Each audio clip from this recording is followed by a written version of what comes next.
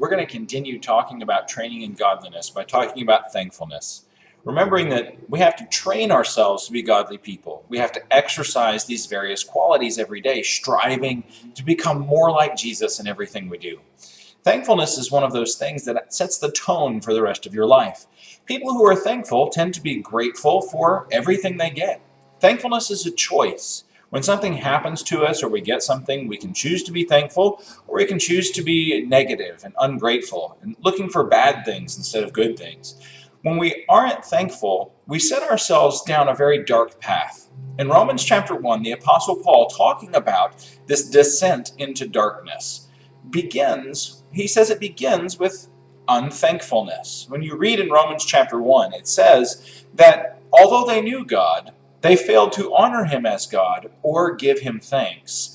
And their minds became futile, and their foolish hearts were darkened. And so what happens if we don't give God thanks? We become futile in mind. Our minds don't work the right way. Our foolish hearts become darkened. They don't appreciate what God has given us. They don't long to be with God, but we wind up falling into the darkness. And avoiding all of that starts with being thankful. So today, let's make it a point to be thankful for what we have, for what we're given, and for how people treat us and all the gifts God gives.